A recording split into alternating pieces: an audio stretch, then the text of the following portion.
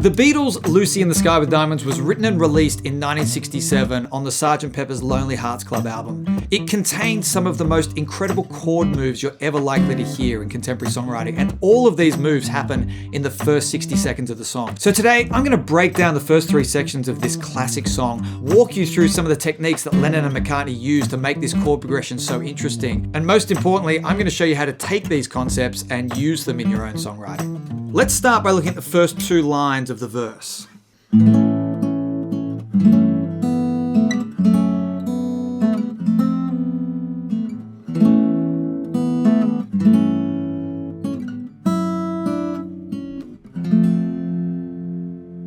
So before we move on, let's just talk about what key we're in and what chords belong to that key. So we're in the key of A major, and in the key of A, we have the diatonic chords, A major as the 1, B minor as the 2, C sharp minor as the 3, D major as the 4, E major as the 5, F sharp minor as the 6, G sharp diminished as the 7.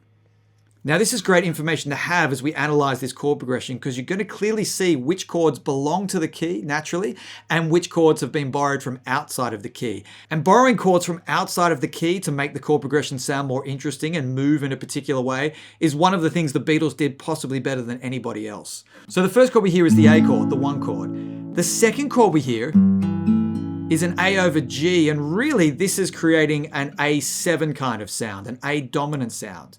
So we've gone from a 1 to a 1 dominant, but the bass line is descending. And this is important because the next chord we hear is an F sharp minor. F sharp minor is the 6th chord, but the next chord we hear is an F major. And F major, as you can see, is not in the key of A. And anytime we hear a chord that is taken from outside of the key, it creates an element of surprise. It creates a little moment of delight for the ear because we're not expecting it. So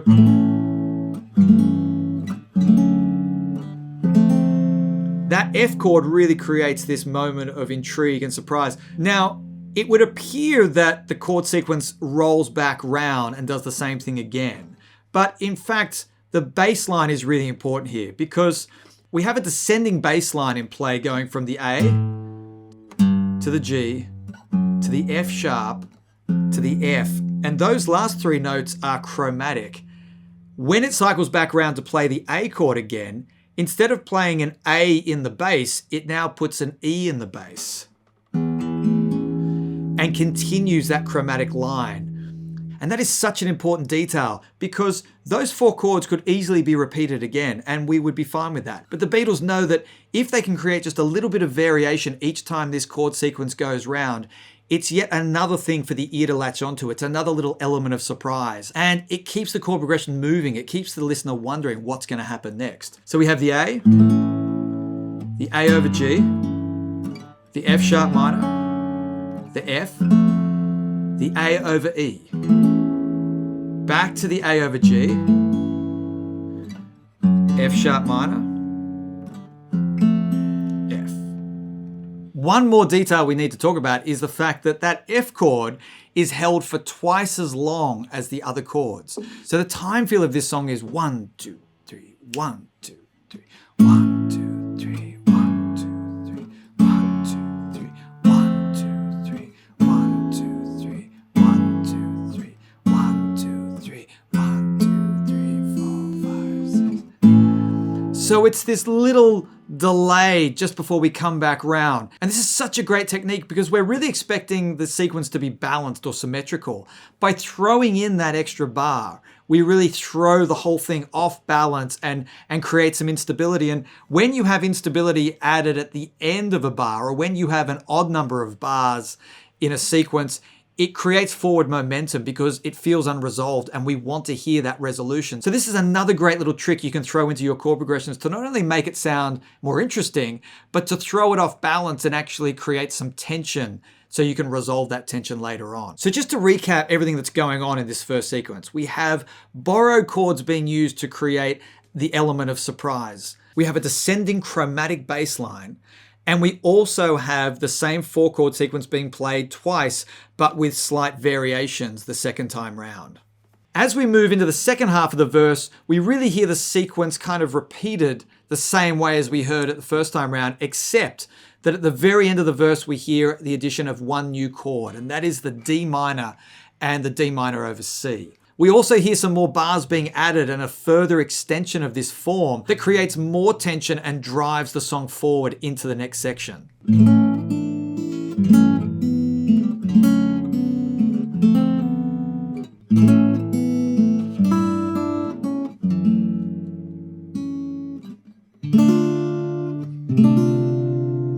In terms of chord choice, the D minor is the relative minor of F major. So we've heard F major being used at the end of each phrase, and that is the borrowed chord sound. That's the element of surprise. The D minor is essentially the same kind of sound with one important difference, and that is that it's got a D in the bass, and it then has a C in the bass. So we have a new bass line being created. And that bass line is really important because that D to C is leading us towards this new chord, the B flat, which is the first chord of our pre-chorus. Now, if we look at our key of A, B flat is not in the key at all. And we might assume that this is yet another borrowed chord, but the interesting thing about the B flat is that it's quickly followed by this chord, the C, back to the F, and back to the B flat. That's our chord sequence in the pre-chorus. So if we were still thinking in the key of A, the B flat would be a flat 9. The C major would be a major chord off the flat 3rd.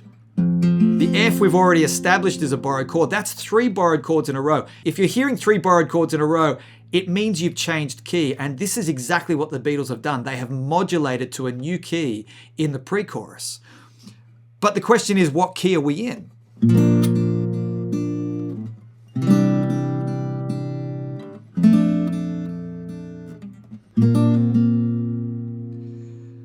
Well, our ears tell us that B flat is the new key. And if it is the new key, then we have the 1. We have a major 2, which is actually not diatonic. But the 5 chord F pulls us back to the B flat and tells us that that's the new key center.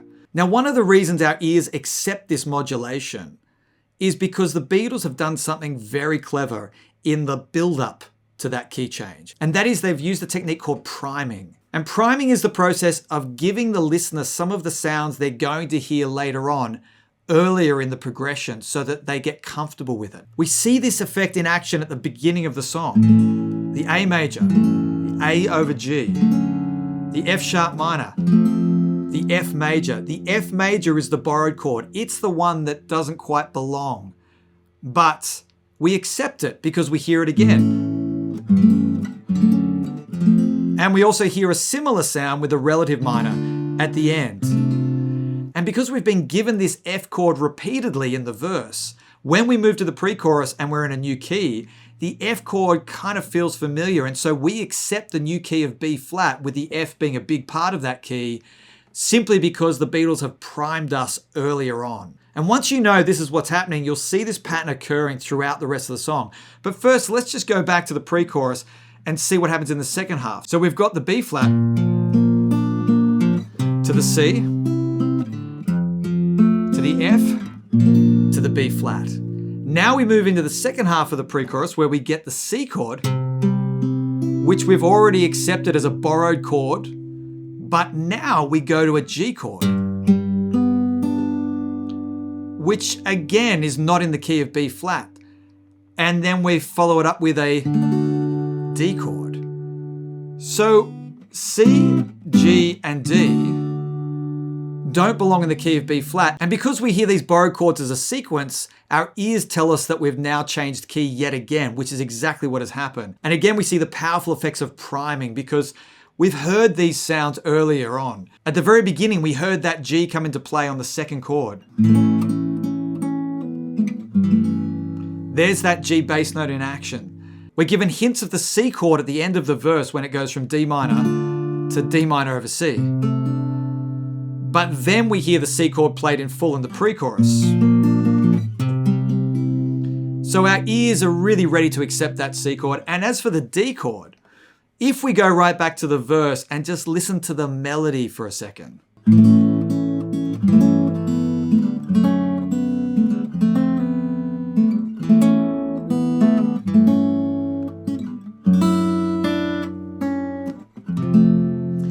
Now that sound there is a D over F sharp. It's a D major chord with an F sharp in the bass. And you can hear the melody taking us from that D major sound to the F sharp minor. So we get the G introduced to us through the A7 over G in the verse. We get the C introduced with the D minor over C and the full C major in the pre-chorus. And then we get the D introduced to us just for a moment before we hit the F sharp minor in the verse. And as we get to the end of the pre-chorus and hear these three chords, the G, C, and D, we feel that we've kind of heard them before. They sound familiar, and yet we haven't heard them in this context, and so they feel fresh as well. And what we then hear is a modulation to the chorus using those three chords in a different order.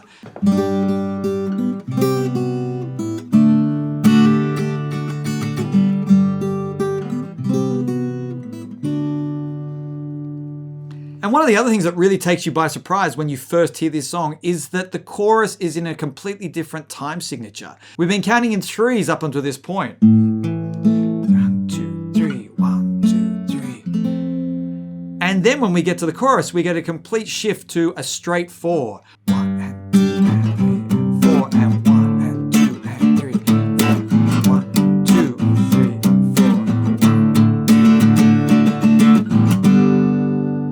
So in less than 60 seconds, the Beatles take us from a verse in A major to a pre-chorus in B flat major to a chorus in G major with a new time feel. And if you've ever tried to modulate throughout your song, you'll know that it's really challenging to make it sound good and to actually feel like a cohesive piece of music. In the case of Lucy in the Sky with Diamonds, the Beatles give us one more little trick at the end of the chorus, and that is they hold the D chord for an extended period of time.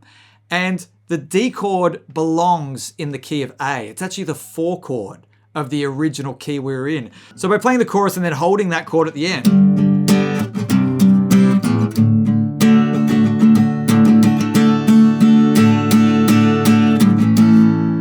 when we go back to the A, our ear accepts it. It feels like those chords belong together. And this is how the Beatles managed to get back to the original key after going through those 2 key changes. So some of the ways you can immediately apply these concepts to your songwriting. Map out the key that you're writing in and then look for borrowed chords outside of that key. Look to extend the form by adding an extra bar, perhaps at the end of the verse or halfway through the verse. Consider a modulation as you move into a new section and look at how the borrowed chords you've used previously connect with that new key you're moving to. And finally, look for opportunities to change up the rhythm or the time feel, again as a way to create contrast between the sections.